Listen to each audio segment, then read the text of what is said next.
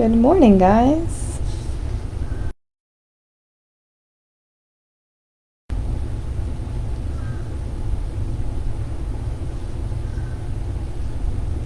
All right, good morning, good morning. Have some different scenery, back and ready for action. I was a little sick on Monday and Thursday, and now we are back. Welcome. We're going to get into a short word and then part 2 of Samuel 2, getting into some tensions between the Israelites. All right, without further ado, in the name of Allah, most gracious, most merciful. All right.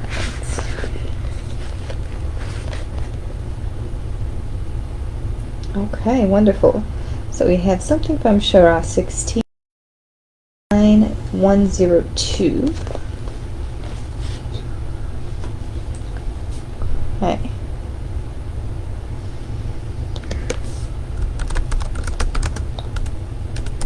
Line 102.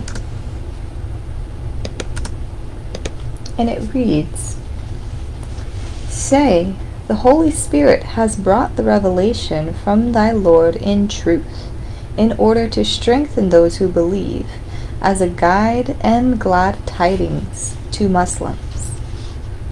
All right. It's a powerful message. And we've been searching for this. We've been searching for glad tidings, for a good, positive message. Let's see.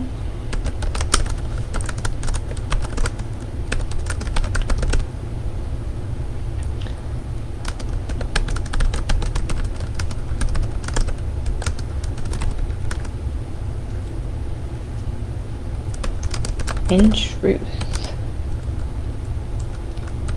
in order to strengthen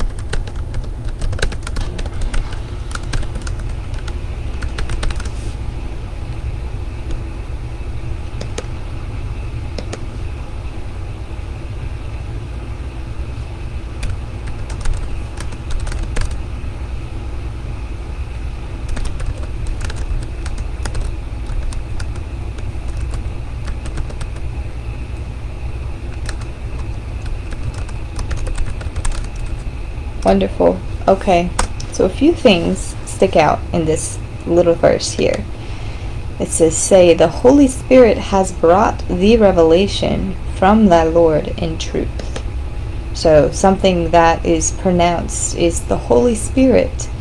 Okay, the Holy Spirit, yes, it's mentioned in the Qur'an, and that's something that we are familiar with as Christians, as Catholics, coming from, the Western denominations of faith.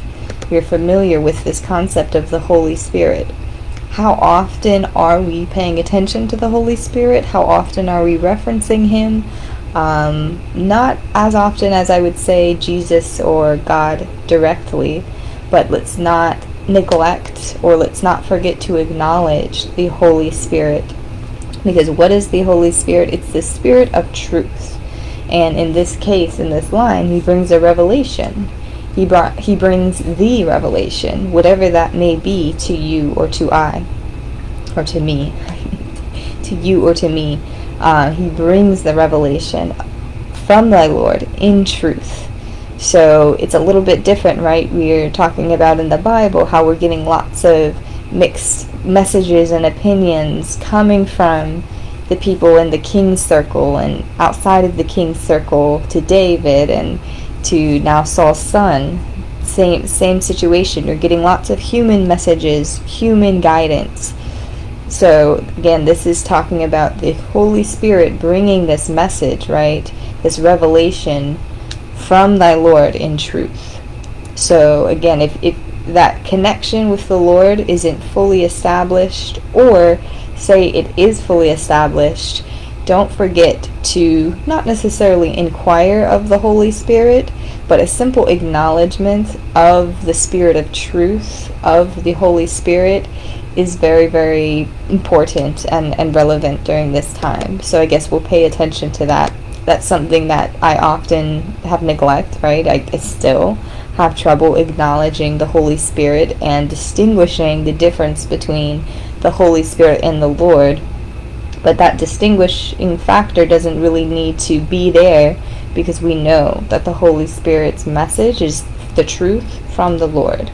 So it can go both ways, right? And I think that the Holy Spirit and the Lord, they share revelation and they share messaging with each other. So all good, all okay. Just, I guess, a side note to start paying attention to that. And it says this revelation from thy Lord in truth is in order to strengthen those who believe, and as a guide, strengthen those who believe, and as a guide and glad tidings to Muslims. Okay, so wonderful. This is a strengthening message. It's a powerful message. It's meant to guide you. It's meant to give you glad tidings. And it says here, the caveat, to Muslims. To Muslims. So if you aren't Muslim, it's okay, right? We're learning about the Qur'an. We're learning about different things. And for me, it's very, very beneficial practicing as a Muslim, right? Abiding by the faith, because I get the same things that are going on with the kosher laws as far as dietary, everything. And then Islam also incorporates the 5 daily prayers, which have been so, so important to me in my faith journey and establishing that connection with the Lord and the Holy Spirit, right? So that has been super crucial for just growth in general. So if you are a practicing Muslim and you're watching this now, this message is guide and glad tidings to you that, yes, the Spirit is in truth, revelation is in truth, stick to it, go with that inner message inside of you. It's okay, right? It's not all the time your conscience or yourself.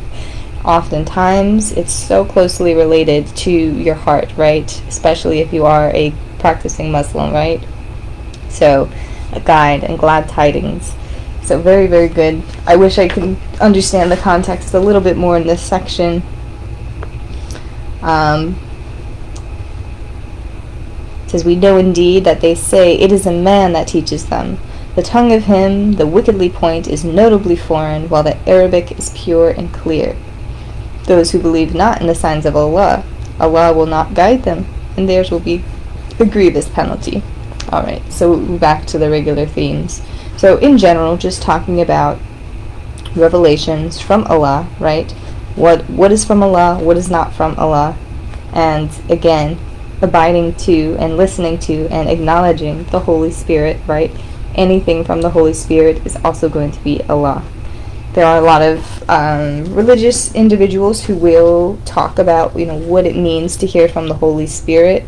From his perspective, I think it's David Hernandez or something of that nature. From his perspective, it's in a crunch, right? In a crunch, he'll feel a nudge.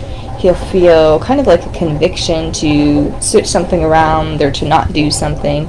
In his example, it was like he was told to stop. He usually rolls through a stop sign normally in a rush, not thinking that there's anybody coming. But in this instance, the Holy Spirit, he said, told him to stop, and he wouldn't have done so otherwise. So that's the key there, and lo and behold, right, a car zooms right through super, super fast. So essentially, the Holy Spirit saved his life. But the key, I think, to the Holy Spirit's voice, right, he is going to guide you to doing something you wouldn't normally do otherwise. So I know sometimes that can be the counter-intuition, right, or a little bit counterintuitive. But if you're teeter-tottering on the edge of, like, should I make this decision or should I not make this decision, the Holy Spirit will come through with truth and revelation to you to go ahead and guide you on the right path. That is his gift. That is God's gift to us, right? He is the helper in free will, if you don't mind me saying, right? We have this free will, right? God fully employs our free will. He lets us do as we please, really, really and truly. As a believer, though, we have this helper here, the Holy Spirit. The Holy Spirit is going to be the one to course correct, nudge you maybe a little bit closer to the other side, right, to the right side. So that's a blessing, right? Especially as faithful believers, that's what we want. We don't want to be misguided. We don't want to be led astray. right? We want to be nudged over. So having this helper, right, the Holy Spirit, very, very, very important and very much a blessing. So I'm glad I got more out. Just sometimes reading a little context helps the juices to flow a little bit better. All right, well, I appreciate you guys listening. We're going to go into just a short little section here in Samuel. And before I forget, let me title this off here.